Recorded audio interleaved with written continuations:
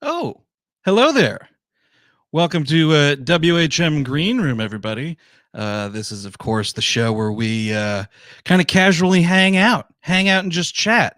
But, I have to say, this is more fun with friends.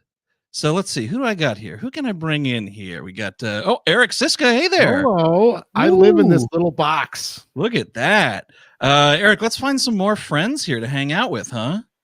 Sure. Let's see. Now, three's a crowd with Chris Cabin. Oh, friend of me. Hi. Oh, God, really? Do we have to fight or duel now? Let's see. We got one more space available on this elevator car here. We'll bring in Steve Zadak.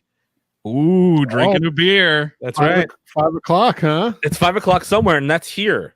I also love the drama of bringing us all in. Like the fourth person is going to be television's Tom Selleck, ladies and gentlemen. Well, we did have Tom Bergeron, dude. That he nice. Canceled, so we asked you to do it. Before I fill this up, I want to point out this glass. Chris Cabin, do you remember many moons and moons and moons ago, we went to medieval times? Yes, we did. For your birthday.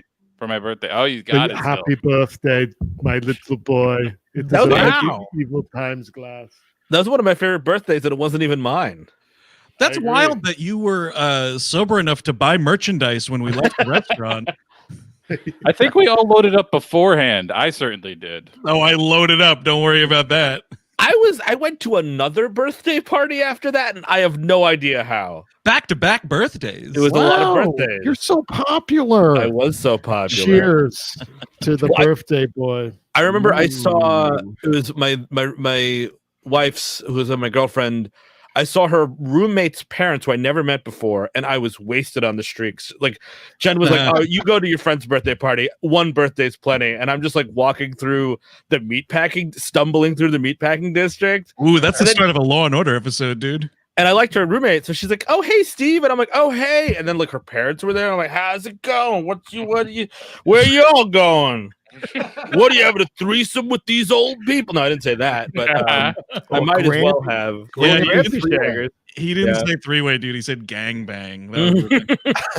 Gramp bang. Yeah, gramp That's bang. when you or maybe that's when a bunch of old people jump you and like you have if you feel a lot of wrinkles in the skin and you don't know if it's good or bad. Yeah, fidget with your digit and digit with your fidgets. Oh, that's what you want. I had an idea of a not a theme, but like an idea because it's Monday. Mm-hmm. What did everybody watch this weekend?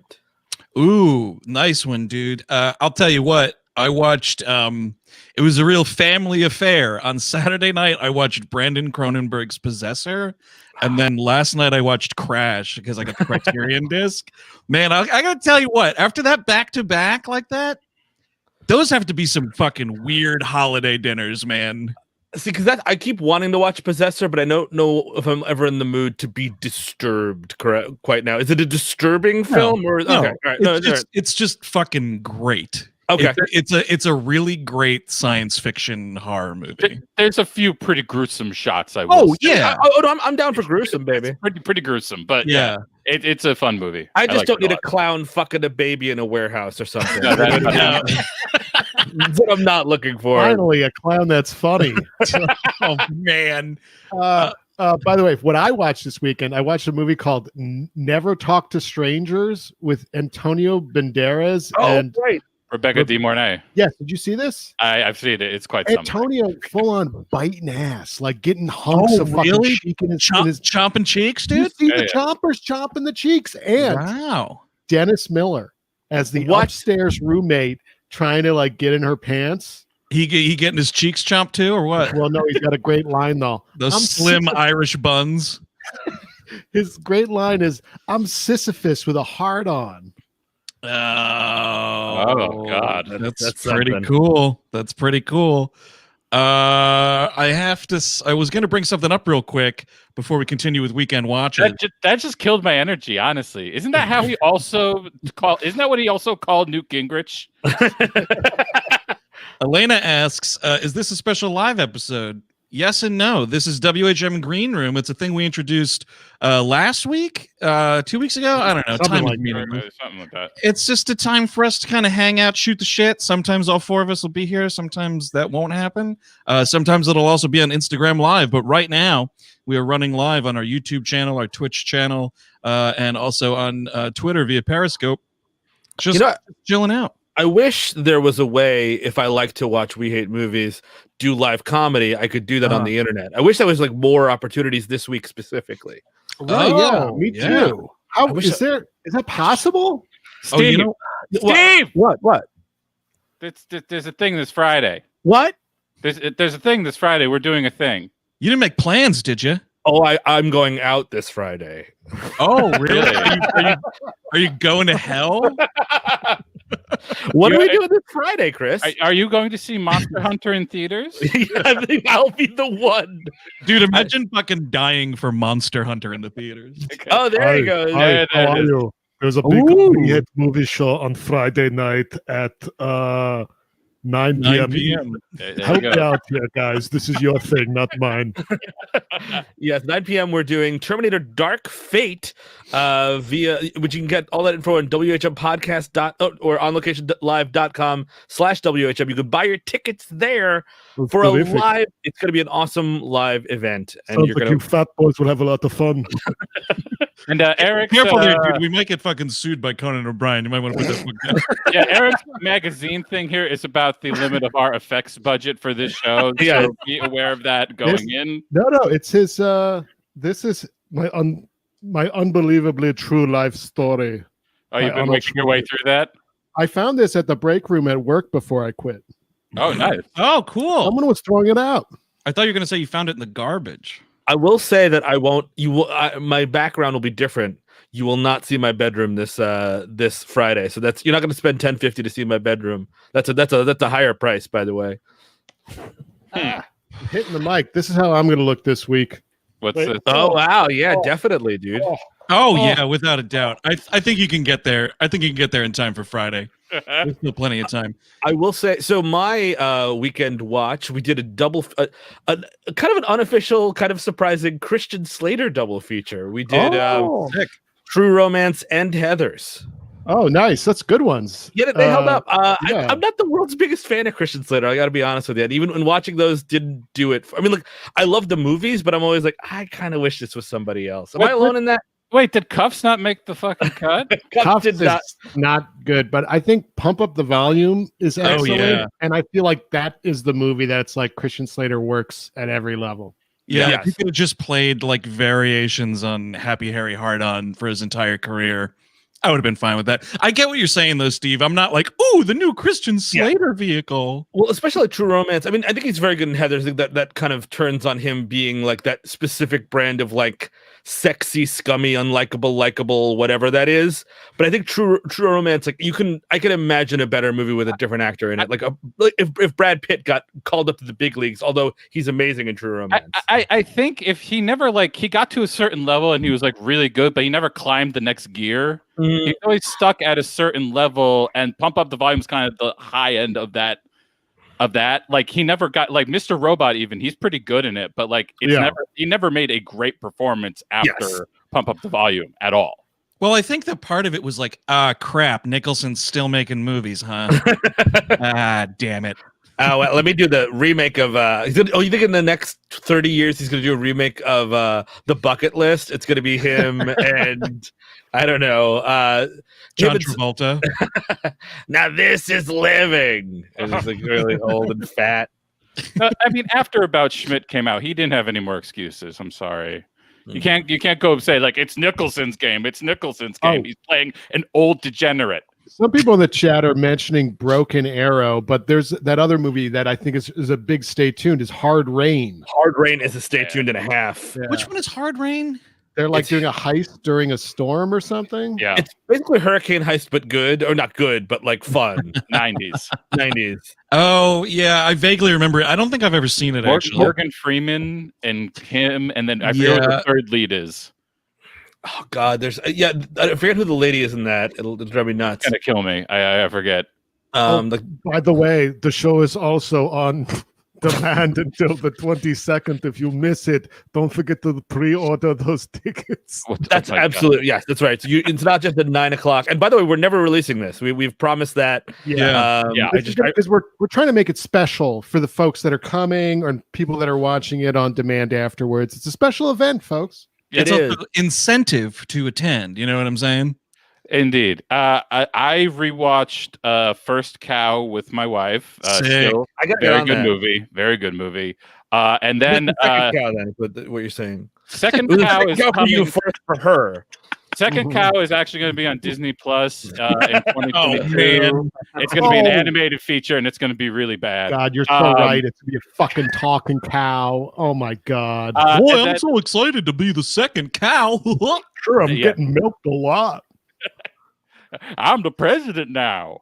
I also watched Steve. I think Something Wild, not the Jonathan Demme one. Oh, okay, I don't know what that is. 1961. Oh, wow, okay. Oh, it was sort of like the lead feature in Film Forum's New York New Wave thing a few years ago. Yeah. It's very good, but also incredibly disturbing. Internet ticker for Hard Rain, by the way. That third bill, Randy Quaid. Oh, yes, that's right. Yeah, he's the sheriff. Wow, Sheriff Randy Quaid. I think he's crooked. I think he was crooked. Yeah, Minnie Driver and Ed Asner as well. And the other guy from SLC Punk, the other punk. The C. I forget who that is. The C. So is Something Wild a remake of that movie, or they're just totally different? No, totally different. Totally different. Yeah. I would look it up. I don't want to talk about the material. Got it. It's pretty disturbing. You watch some twisted movies, huh? I do. I watch some twisted, like Ashley Judd movies. Oh, nice. Did we do an episode on that at one point? Indeed. We did watch Twisted, yeah. That's her and Ethan Hawke. Andy Garcia. I still never saw it. Oh, that was the movie where Andy Garcia gets told to go fuck himself. Yes. Fuck you, DeMarco. Fuck you, DeMarco. That's what it is. What the hell was? Oh, I'm thinking of Taking Lives. Ethan Hawke and Angelina Jolie, which we also did, right? Yeah, I think we also did an episode on that. Yes, that's that Taking Lives episode is where the Turtle Sullivan joke was from. Wow, good memory, dude. There's another movie that I always wanted to do. I think it's another Ethan Hawke. I'm looking it up now. An Ethan Hawke serial killer movie, Suspect Zero. Oh no, it's Ben Kingsley. Oh, and Aaron Eckhart. Apologies. Yeah. Isn't that a movie directed by Lynch's daughter? No, it's directed by the guy who did Shadow of the Vampire, who's a Burgess alum. That's what I'm thinking of. Yeah, Ed Mirhaj. Yeah, that was his follow-up to Shadow of the Vampire. Not good. I did not. I've not. But I think it was. I remember watching it at my dad's house, being like, "This is terrible." Like being like really, really young and being like, "This is terrible." Oh, it's bad. This is what I like to see. Just bought my ticket for Friday. Look at that. Thank you, Zivo Cheek. I've never seen LEC is asking Ethan Hawke's Hamlet, and I think that Baz Luhrmann's Romeo plus Juliet has a lot of rewatchability to it, but I've never did the Ethan Hawke Hamlet, and I like Hamlet. I like Hamlet a lot, and that's maybe why I really love his version. Yes, he is. Bill Murray is Polonius. Never saw it. Because it's him in the blockbuster doing To Be or Not to Be. Do you get it? And I'm sure it plays better in the actual movie, but that's like the only thing I know about it. I'm pretty sure that's Michael Almereyda, who did Tesla this past year. Mm-hmm. It's very good. I really like it. I really love that movie. But yeah, I would suggest it's certainly better than that fucking like 3-day long Kenneth Branagh version. Yeah, I've never had the guts to go there. I'm not going to do it. You've asked too much. I split the difference and just go Mel Gibson, and that's pretty damn good. I think it's a pretty good one. I actually think the best of the bunch is the 2-minute trailer in Last Action Hero with Arnold Schwarzenegger. That is the best version by far. By the way, speaking of having the guts to do it, Trevor asked, "Would you guys do a commentary for Rise of Skywalker?" Well, that would mean we'd have to watch it again. I think that's probably an episode at some point, and I don't know when, but at some point. I think we did 70 to 80 minutes on it when it came out, and we didn't like it. But I'm sure we can find new things to dig into. It is as I have said, the lament configuration. That's what opened hell. That's the thing that did it. I am sure of it. I think you can trace it right to that. Actually, That was it. That was the thing. And that's a good point, Chris, you bring up. We've been, the whole world's been ravaged by the COVID-19 pandemic, and we're not going to be able to go do shows anymore. So you should come to one on Friday. Eric, you make a very good point there. Yes, onlocationlive.com/WHM. Yeah, we're kind of your dad being like, all right, if you want these things to happen, you got to do this. Okay. Just, Listen, you want to go see a live show? I don't want to see any garbage in the garbage basket. So we find a little common ground here. Yeah, clean your room and then buy that ticket, please. But clean your room for sure. Seeing a lot of crabgrass out there. Wish that would go away. I'm not hearing a lot of ticket buying going on upstairs. We don't have anything to formally announce yet, but we'll just say stay tuned. Yes. Yes. You jabroni. Yeah. They'll go be a think jabroni. Calling people jabronis, my God. We'll be very excited for whatever we say when we say it. What is the origin of jabroni? I don't know where that came from. That is Dwayne "The Rock" Johnson as The Rock way back when. He would just call people he didn't like a jabroni. That's my understanding. The chat can tell me if I'm right or wrong. That slang didn't predate it? It may have, but he made it huge. That's jabroni, yeah. Okay, so it's not the Ukrainian political party. No. Okay. It's not all right. Jake Damon asks, I have a crazy story about getting smashed and lost in Brooklyn the night before your Blade Trinity live show. Should I send it into the mailbag? Absolutely. You fucking bet your ass. Please do. Can't wait to make fun of that event. Oh, man. Yeah. I'd love to get lost in Brooklyn. I'd love to just be anywhere near it. Yeah. I was down in the East Village on I guess it was New Year's Eve day. I was picking up some wine and liquor from Astor Wines, and then I went to the Ukrainian butcher that's on 2nd Avenue, right across the street from Veselka. So I had to walk from the liquor store 2 avenues over and then up a little bit. Guys, it felt like I was walking in the city. I couldn't even believe it. I have not done that in quite some time. Yeah, jeez. Veronica asked a specific question that I do want to address because I messed it up in the Big Daddy Dispatch. We are doing a listener request month in March, but in the dispatch, I said that the lines are going to open this week. They're actually going to open next week. So it's going to be those 2 weeks. They're going to be open. Get your shit together. There will be an ad on that episode. Fantasy Island. Yes, it'll open on the 19th and close on the 2nd of February. How's that sound? Are people excited about that? I like that. Oh, look at this, by the way. We got our old buddy Sean Merrick in the chat here clarifying some wrestling stuff here. Jabroni is carny for jobber. Oh, I see. So what's jobber? That is a wrestler that is paid to lose. I mean, they're all paid to win or lose, but for some whatever reason, if you're specifically paid to lose, you're a jobber. Is the idea? Oh, yeah. I gotta say jabroni's better than jobber. Yeah, I think we're kind of a jobber podcast. We're paid to lose. I mean, we're doing fine, but we're still at the gate, and all the other horses are gone. Paid to lose is actually tattooed on my back in a nice semicircle. But maybe we should get some questions rolling in the chat. Do you guys have anything meaningful to talk about? Otherwise, just do ASL and try to hook up. Yeah, totally. Juliana asks, what were some of our favorite movies of 2020?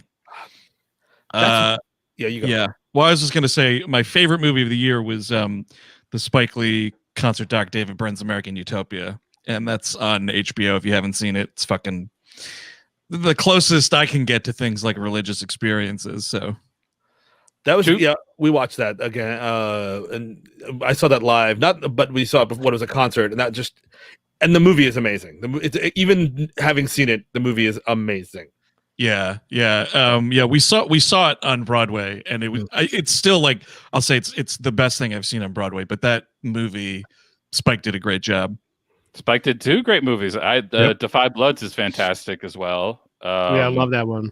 Shirley, I thought was really great. Josephine Decker's Shirley. Yeah, rules. That's God tier Michael Stuhlbarg, which is always Just that them doing their thing, the two of them going at it, is just like it's so uncomfortable, but I could watch it forever. I was just in love the whole time. Like that's top 3 Moss, which is tough to say. Like Moss only does top tier stuff, but like man, this really knocked me out.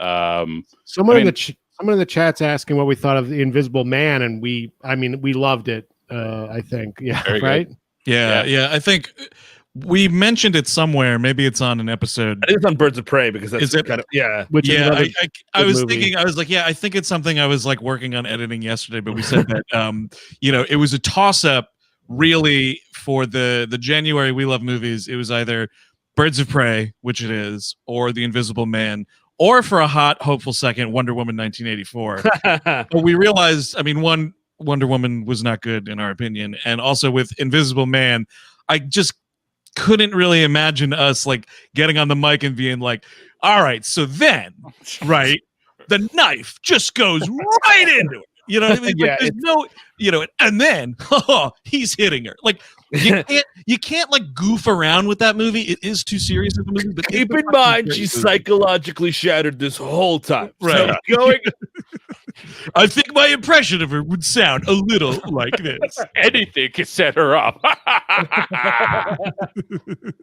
I feel like I haven't watched a ton of 2020 movies. I did a lot of rewatching, and it was, I do stay, and I also have no sense for what the award season is going to be. I mean, not that that's super important, but that's usually like how I like to spend my last couple of weeks of the year, is just kind of catching up with that stuff. And like, there's just a ton of stuff I still haven't watched. I do want to see The Sound of Metal, which I've heard is good. Is that worth it? It was weird. I remember that movie played the 2019 Toronto Film Festival, and like everybody I knew skipped it. And then when it was coming to Amazon, like all the critics got to it and was like, no, this movie's really good. And I never got around to it myself. I mean, it's a very good Riz Ahmed performance. Uh-huh. That's kind of the reason to see it, I would say. I mean, it's a pretty good movie overall. It's worth seeing. A little long. It's like 2 hours. Better than Venom is what we're saying. Or I would say so. I would say. Speaking of Venom, I saw Capote the other day. And not Capote. I keep saying that. It's Capone. Two totally different dudes, man. I keep doing that. I think that I've been MK Ultra'd into saying that. Uh-huh. But that movie's not great. Yeah. Well, you were excited because he shits the bed in that movie. He's got some fun, grampy moments in that. But other than that, I think it's a skip it. I think Tom Hardy's really good in it, but it's not good. Yeah. Big question in the chat here. What did we think of Tenet? That is something that I watched at the end of last year just to catch up, and I really didn't like it. Really, really didn't like it. I think it's his worst by far. I couldn't get there, man. I could not fucking get there. Hey, Steve, I just realized, because I think I wrote this in my Letterboxd review of it when I watched it on Saturday, but just because we mentioned it a second ago, I think that even though I thought Tenet was fine, like capital F fine, Possessor is better science fiction than Tenet. I'm sure it is. Yeah. I mean, Tenet has a lot of flaws. I feel like I lean to liking it, but it's definitely, I feel like it's his worst, but it's got, I think I said this in the last green room we did, Andrew. It's got pretty fights with pretty dudes in pretty clothing. And I'm like, yeah. I agree with all three of those things. I think that pieces are really cool. He knows how to dress a man. The music is great. Brana's just a lot for me, folks. Brana in that film is a ton for me to deal with. Why can't he just talk like Kenneth Branagh? What are we doing? Well, we're cutting off Chris. Chris, of course, I'm being the contrarian as always, but I love it. It's one of my favorite Nolans by like a mile. It's one of my favorite. Nolans. I right after I saw it, I was like, I want to rewatch this. I could see this movie being one of those that after a few years of rewatching, it could like elevate it a little. My one problem with Inception was that they did too much preparing me for what was about to happen. Like they were doing too much scaffolding. You always had to be prepared 7 times over about what was about to happen. That's actually fair. I rewatched it recently. Nothing. Yeah, it hits the ground running. Just go. You got to believe in it. If not, you're done. And like, I just believed it, and I was like, "This is perfect. This is exactly what I want him to be doing. Something like this." But I feel like they're explaining the entire time, though, aren't they? It's like, oh, if these bullets go backwards, it's so much more powerful. And someone's like, but why? And he's like, just because. And it's like, that's where I'm like, They do it once. Usually, they're not like, "Oh, it's happening again. Oh yeah, it's averted again. Yeah, it's averted again. Yeah, it's averted again. Yeah, it's averted." Like, and they're also not doing it slowly. It's all in motion. It's all being. They're never stopping the scene to be like, "Look at how we're doing this thing." Like when when Leonardo DiCaprio is explaining how like the city has to fold in on itself and everything. In this movie, they're just like, just the thing is going to happen, and you have to accept it. I just kind of wish it was more Lynchian in that. Like, go full Lynch. Don't tell me fucking anything. Just like have people dancing in a fucking back room and let's just see what it is, kind of a thing. Yeah, like a chicken's dancing and there's music going on and Nick Cage is... That would be great. Like, I of course I would love to see something like that, but he's a popcorn guy. He likes making like that's like I think that quote in the movie when he's saying like he'll have a Diet Coke and he's like, I actually like seltzer. He's like, no, you don't. It's like you like corporate shit. You like this. You enjoy it. So stop denying that you enjoy it. That's an interesting like meta critique within that scene. Wow. See, I need to rewatch it. I think it's a really good movie. I think all the people who don't like it have very good reasoning for not liking it. It's not a movie that I'm into defending a lot. It's a movie that works for me on a very particular level. But it works for me very well. Steve, three times. It's a 10 not. I don't like hate the people that like it because I do think that there's tons to like in it. Like there's just it's a weird sandwich with a lot of interesting parts in there. It just didn't work for me ultimately. But someone had something else here in the chat that I wanted to put up. It kind of related. Here we go. This is our wheelhouse. Who's excited for the Matt Reeves Batman with our Pats playing every day? I like Pattinson now that obviously he's no longer doing Twilight movies, which everyone starts somewhere. I have to say there are folks out there that will still both him and Kristen Stewart. If you mention them, they're like, those Twilight idiots. Why would I watch that? And it's like, you've been relatively clueless about movies for the last 10 years. That's what you're doing. I watched High Life last night for the first time because finally people stopped talking about it. Yeah. So I felt like I could, because I feel like no one would shut the fuck up about it. Sometimes when that happens, yeah, dude, I totally get it. So many movies. I just don't watch. What did you think of High Life? I liked it. It's kind of bleak. I'm not entirely sure why. I'm not going to try to spoil it. Actually, I just realized people watching might not know what we're talking about. But I will say I know why you liked it. Is it one scene when Juliette Binoche is running around with cum in her hands like this? Yep. That was a nice moment, but I think I ended up liking it a lot because I'm a fan of you could put that anywhere. Gotta keep it fresh. That was definitely a highlight of the film, but it reminded me a lot of Silent Running, the old Bruce Dern movie where he's like trying to keep plants alive on a spaceship, and also John Carpenter's Dark Star. It felt very minimal and restrained in the way it presented outer space, and I thought that was pretty neat. We'll keep this going here because I like this trail we're going down now. Have you guys watched Underwater? Now, this is a Kristen Stewart film that came out like literally, I think, like January of 2020. It was a total Fox dump job. And I have to say, I rented it like when it hit Amazon. And aside from having to navigate TJ Miller just being terrible in that movie, he's awful. It's like, one of it. I think terrible in like everything. I think it's his worst performance ever. It just doesn't fit anything what's going on, and it detracts from the movie. And I overall like the movie enough, but I think it's a totally solid little movie. It's a fun little underwater adventure movie. I do like that it hits the ground running. Speaking of how Tenet opens, but TJ Miller is awful. And I said to my wife when we were watching it and all the credits were coming up, I was like, they should really do, how they do and introducing? There should be an and exiting. And exiting TJ Miller. I'm a sucker for an Alien ripoff. Like it's people are like, oh, it's just Alien but underwater. I'm like, great. Where do I sign up? Like people who have to be in suits and blah blah blah and pressurized environments and spooky stuff's happening. A++.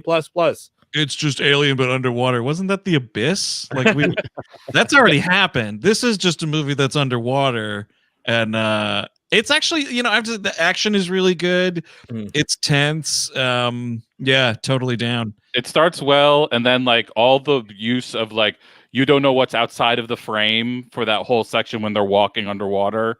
Like stuff like that is so like not done well usually, but they do it really well in this movie. And it has an incredible ending. Yeah. It totally was definitely like, whoa, okay, yep, up the star.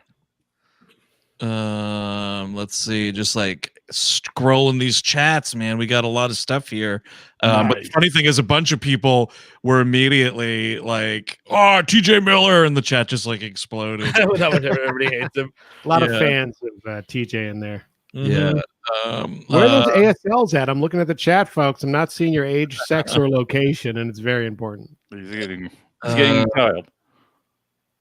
Let's see. What is do you guys move more since we started watching your streams?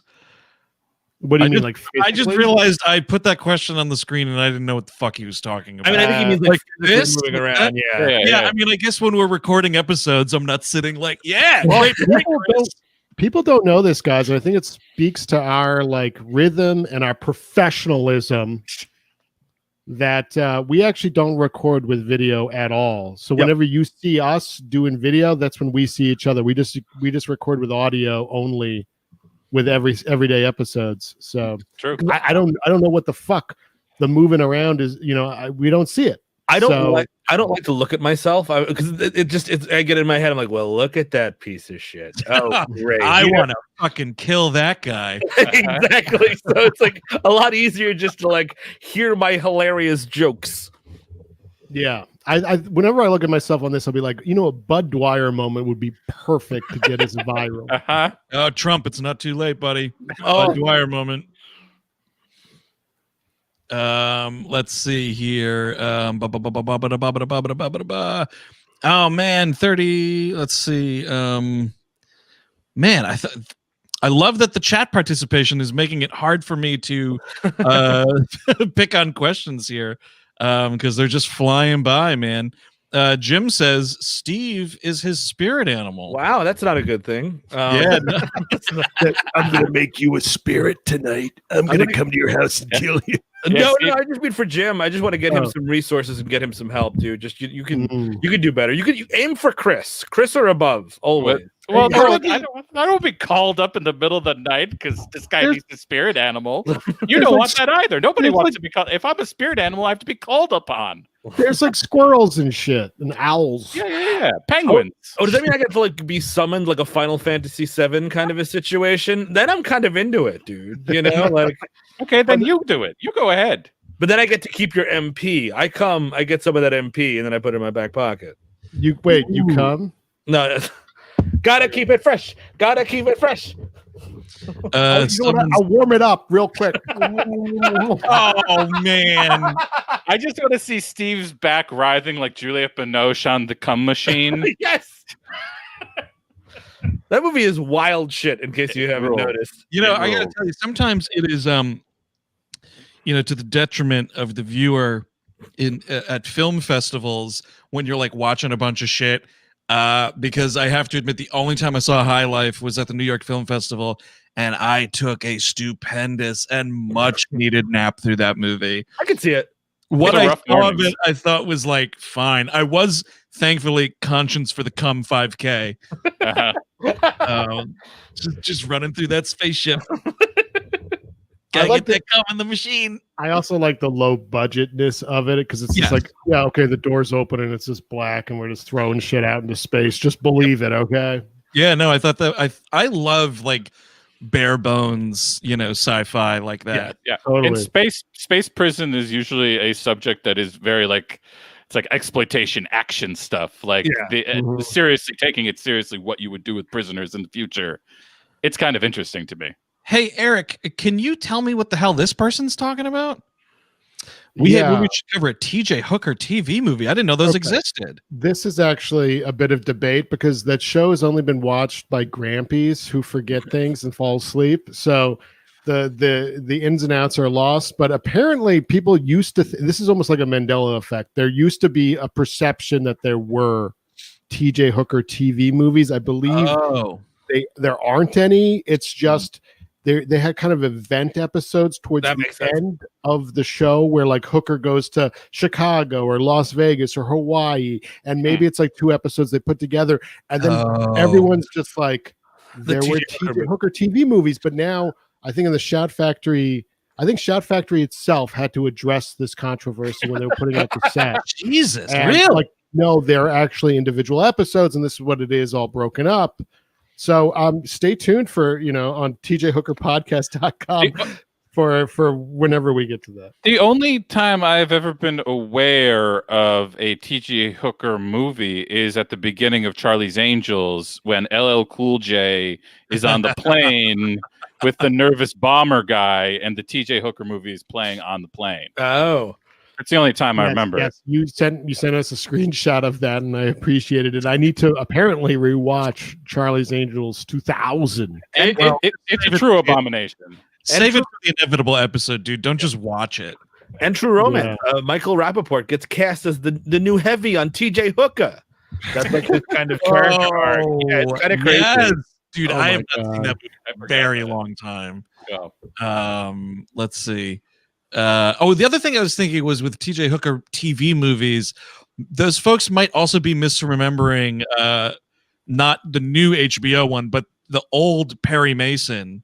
Because, like after that show ended, he was playing Perry Mason like long into old age, taking up cases here and there, and they would make like 75 to 90-minute movies out of them.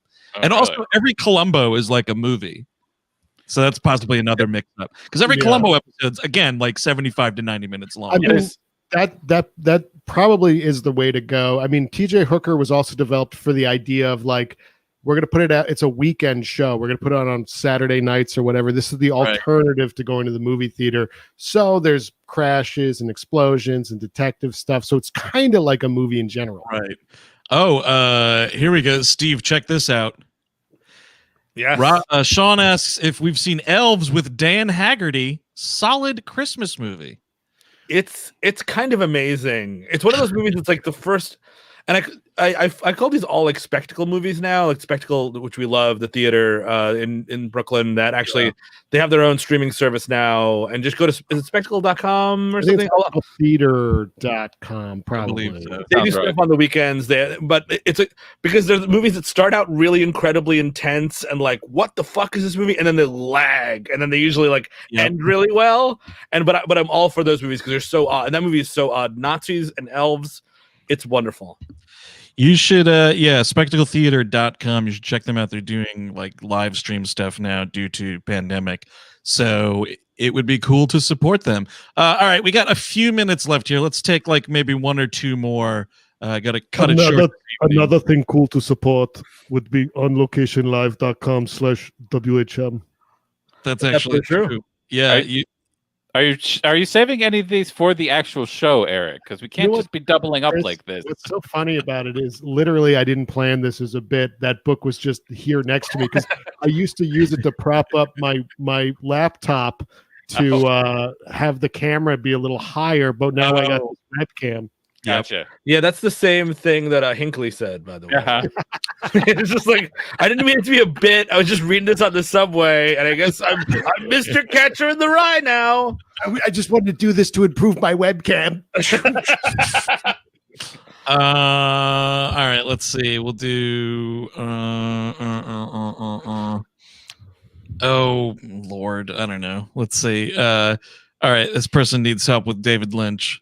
Favorite David Lynch film? I Need a Starting Place. Wow, starting place. Yeah. I would say a good starting place is Blue Velvet because that's kind of an easy offshoot into Dune or Twin Peaks. I would say a good starting point is Twin Peaks. Yeah. Just as a TV show, just go through it. Yeah, I think that's true. Because you go. Sorry. No, please. No. Just because it starts normal enough, and then it gets Lynchy, which is kind of what you want, I think. Also, Lost Highway is way better than I realized back in the day. So that's worth a revisit or a visit for the first time. Well, I would say though, Lost Highway is like advanced level David Lynch, though. Yeah. Like that's not a good starting place. I think Twin Peaks would be a decent starting place. I'm trying to remember what my starting place actually was, because it wasn't Twin Peaks. Mine was Mulholland Drive. I didn't like it, and I've never gone back. But then I've subsequently found a way to, and now I love David Lynch stuff. So and I've never gone back to Mulholland Drive, which is kind of weird.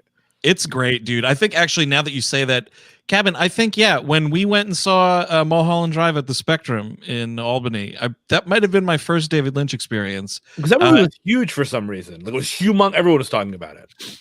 Yeah, and I don't remember. I mean, like, it was his first movie. Well, he had Straight Story before that, or was that after that? That was before that. It was right before it. So I think a year or two before that. I think people were kind of like, "Oh, it's like a return to like David Lynch, like crazy David Lynch." And I mean, it's also just like a great movie. So maybe that's. There's also, you could always. I mean, people say The Elephant Man. That's kind of boilerplate. Eraserhead, where it all started, basically, is good. I mean, that would shock your system. I know it's kind of advanced. Also, Wild at Heart. You got Nick Cage. You got music. That was my first one. That was my first one as Wild at Heart, and like I think that was also my first Nick Cage. So I was like, "Oh, I'm in. I'm buying it all." I think Wild at Heart might have been my first as well, Chris. I don't remember the circumstances, but it sounds familiar. Yeah, my dad was my mom is a huge Willem Dafoe head. And so like even like crazy shit like that, she's like, "Oh, it's great. Willem is fantastic in it." All right, here, last one. Eric asks, how difficult was it to move to a podcast from separate home situation when quarantine started? Were we already set up, or was there a lot of scrambling around to get the right equipment?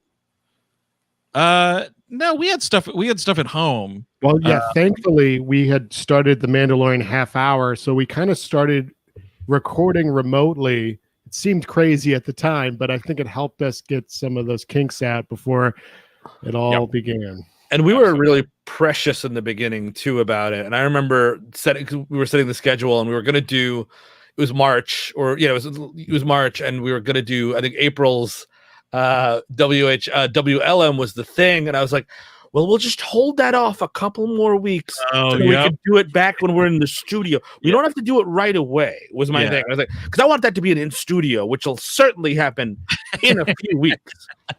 Yeah, we kind of had to just make the best of it, and now almost a fucking year has gone by. And wait for this whole thing to blow over. Exactly right. But until we wait for this thing to blow over, be sure to catch us this Friday night when we are talking on the internet about Terminator Dark Fate. It's a live We Hate Movies show. And if you haven't seen us live before, we are going to try to construct it as if it was a live show, IRL, meaning, we're going to talk about the movie. We're going to do the lambasting IMDb movie reviews about it, all that good stuff. So yes, onlocationlive.com/WHM, or you can just go to our website. It's on the tour page. And we will, be making do virtually until we can get back on the road. And you get to watch it for a week after, but then it is gone forever, folks. Gone. Yeah, totally. So get them ticks. We will see you all this Friday, along with a bunch of other people. It's going to be great. A bunch of other people viewing in the audience, of course. We will be the four that you see on your screens. But it's going to be great. It's going to be a lot of fun. And now we have to go have a meeting about that show. So we're going to sign off here. Thanks for tuning in to WHM Green Room. Again, it's a casual conversation series that we just like doing because we like talking to people. We like talking to each other, and we like talking to you at home. So that's it for this edition. We'll see you next time. Bye-bye, everybody.